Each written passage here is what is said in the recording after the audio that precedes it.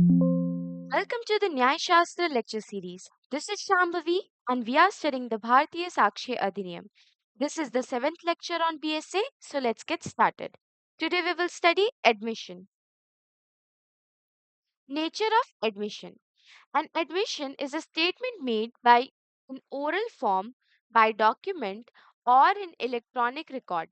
अब एडमिशन क्या होता है? यहाँ पे बोल रहा है कि यहाँ एडमिशन होता है एक statement made in oral form या डॉक्यूमेंट या कोई electronic record which may be considered as an admission when कब होता है ये consider it suggest any fact in issue और रेलेवेंट फैक्ट जब वो कोई भी फैक्ट इन इशू या रेलेवेंट फैक्ट को सजेस्ट कर रहा हो it is made by such person in such circumstances as provided under the said act admission under भारतीय साक्षी अधिनियम अब यहाँ पे क्या बोलता है कि अगर कोई ऐसे पर्सन से जो fact and issue and relevant fact को सजेस्ट कर रहा है कोई सर्कमस्टेंसेस में जो कि भारतीय साक्षी अधिनियम के अंडर डिफाइंड हो तब वो एडमिशन कहला जाएगा admission is defined under section 15 of BSA 2023 as a statement made by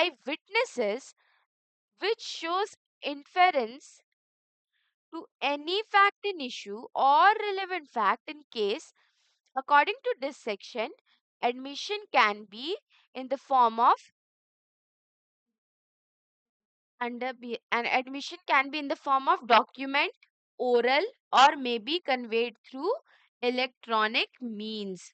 अब यहाँ पे क्या बोलता है कि एडमिशन डॉक्यूमेंट हो सकता है ओरल हो सकता है या कन्वेड हो सकता है कोई भी इलेक्ट्रॉनिक मींस के तरफ से के थ्रू अब यहाँ पे बोलता है admission is BSA is dealt under section 15 to 21 section 15 to 21 deals with general admission section 22 to 24 deals with confession a confession is an admission of guilty by the accused in a criminal case यहाँ पे क्या बोलता है कि confession जो होता है वो एडमिशन होता है गिल्टी का guilty by the accused admission होता है गिल्ट का by the accuse in the criminal cases में कन्फेशन क्या हो जाएगा अक्यूज के तरफ से एडमिशन हो जाएगा गिल्ट का तो यहाँ पे एक डायग्राम है जिसमें पहले शो करता है पहला सर्कल है वो बोलता है स्टेटमेंट दूसरा स्क्वायर जो है वो बोलता है एडमिशन और तीसरा ट्रायंगल जो है वो बोलता है कन्फेशन अब यहाँ पे ये बताना क्या चाह रहा है वो देखते हैं all confessions are admission all confessions are admission all admissions are statement all admissions are statement but not all statements are admission or confession देखिए अब यहाँ पे क्या दिखा रहा है कि सारे जो कन्फेशंस होते हैं वो एडमिशन होते हैं और जितने एडमिशन होते हैं वो एक स्टेटमेंट होते हैं पर कोई भी स्टेटमेंट सारे स्टेटमेंट्स जो होते हैं वो एडमिशन या कन्फेशन नहीं होते हैं अब की पॉइंट यहाँ पे क्या है all admissions and confessions are statement but all statements are not admission और confession all confessions are admission but not all admissions are confession मैंने यही बताया यहाँ पे कि all confessions are admission all admission are statement but not all statement are admission and confession and not all admission are confession अब यहाँ पे बोलते हैं कि admission who can make admission कि एडमिशन कौन कर सकता है section 16 17 18 of BSA specify who can make an admission section 16 a person who can make an admission section 16 बताता है कि कौन से पर्सन है वो एडमिशन बना सकते हैं Section 16 of BSA lays down a rule regarding who can make an admission. According to this section, there are 5 classes of person whose statement are considered admission in a statement. अब यहाँ पे बोलता है कि 5 classes of person है जिनका statement को consider किया जाता है as an admission. अब मैंने पहले बताया कि all statement are not admission. तो यहाँ पे क्या बोलते हैं कि कोई भी अगर statement दे देता है वो admission नहीं होता लेकिन person whose statements are considered admission in a suit वो ये 5 क्लासेस के होते हैं अब हम देखते हैं ये 5 क्लासेस क्या है पहला by parties to the case A statement made by the parties to the case or by a person producing the statement or against himself is considered a relevant admission. अगर कोई पर्सन है जो कोई statement provide कर रहा है against himself, वो consider हो जाएगा relevant admission.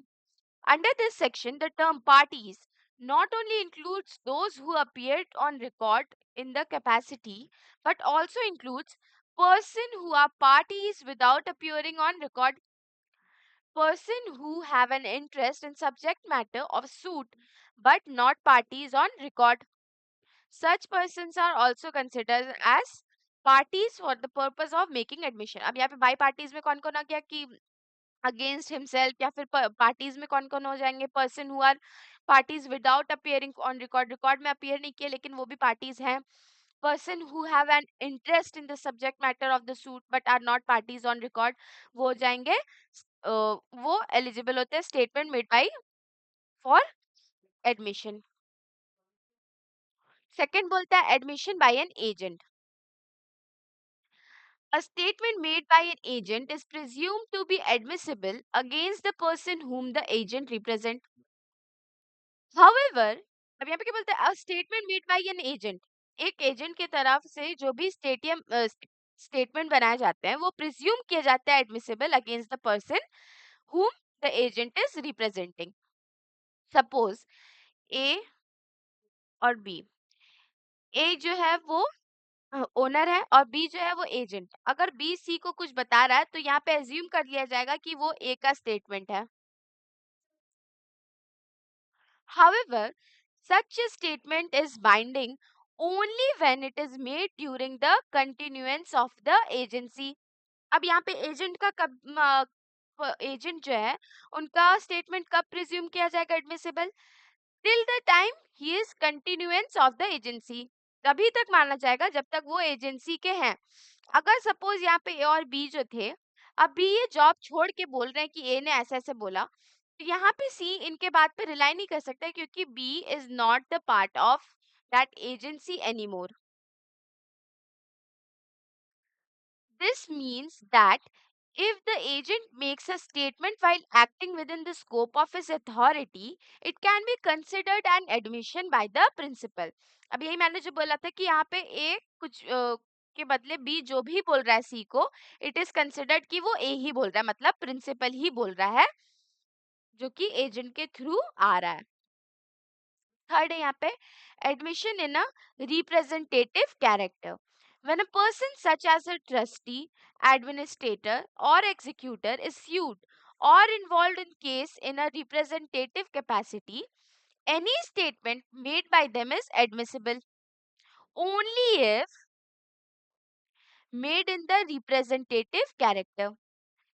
Any declaration made in their personal capacity will not be treated as an admission in the case where they act as a representative.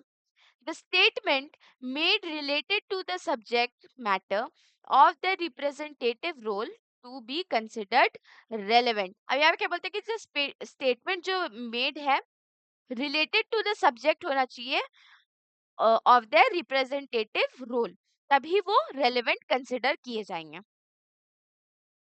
Fourth बोलता है person interested in the subject matter, मतलब joint interest admission भी बोल सकते हैं. Where multiple persons have a joint interest in the subject matter of suit, an admission made by one of them is admissible against all. अब अगर same matter of fact में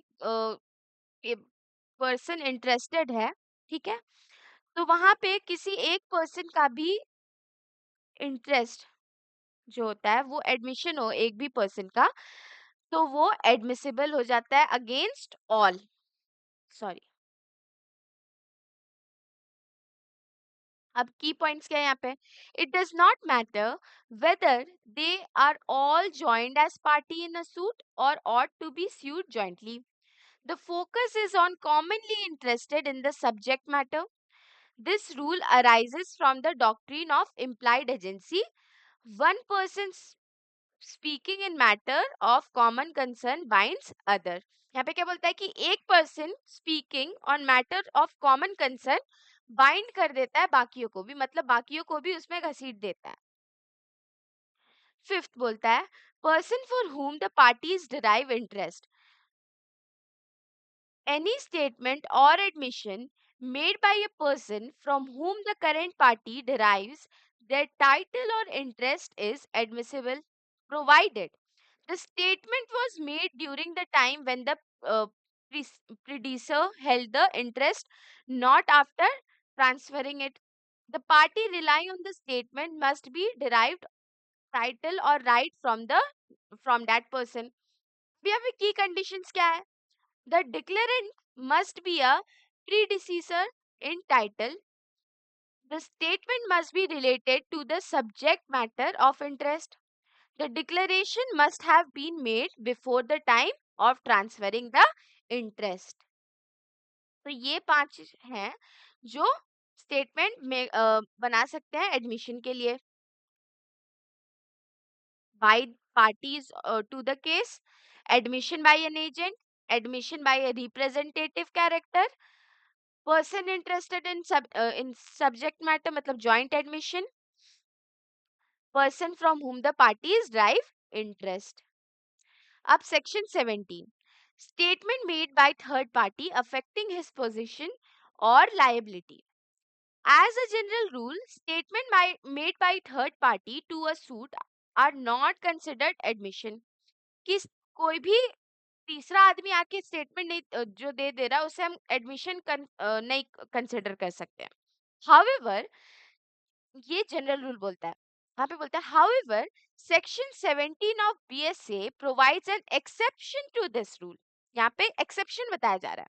According to section 17, a statement made by a third party is admissible as an admission against himself when the statement affects his position or liability and such position or liability is actually affected in the course of suit. अब यहाँ पे क्या बोलता है कि जो general rule है वो बोलता है कि कोई भी तीसरा पार्टी आकर के कुछ स्टेटमेंट देते उसे हम एडमिशन नहीं मान सकते हैं.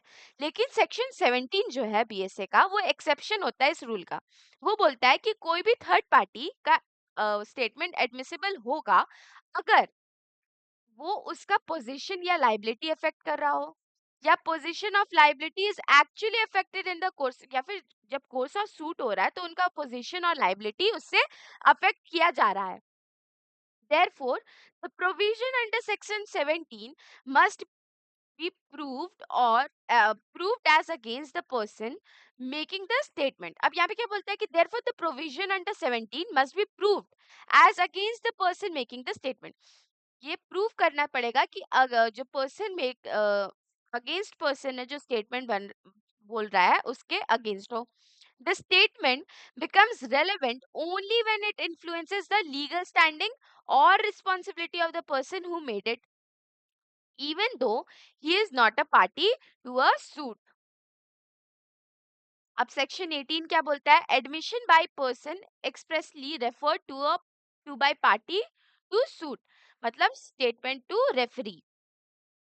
This section refers to a situation where a party to a suit refers to third person regarding some information related to the matter in dispute. Under section 18, any statement made by such third party will be considered as an admission against the party who made the reference. अब यहाँ पे क्या बोलता है कि section 80 में under section 18 any statement made by such third party मतलब कौन थर्ड पार्टी. यहाँ पे देखते हैं this section refers to situation where a party to a suit refers to a third party regarding some information related to the matter of dispute. जिसके पास कुछ information हो related to the matter of dispute तो वहां पे third party वो हो गए. Will be considered as an admission against the party who made the reference.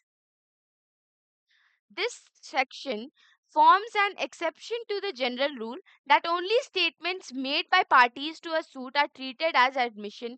When a party refers to another person for information, the statement made by the person is admissible against the referring party. I hope आपको समझ में आ गया होगा. Please like, share, comment and subscribe to our YouTube channel which is Nyay Shastra. Thank you for watching. We will continue in next lecture.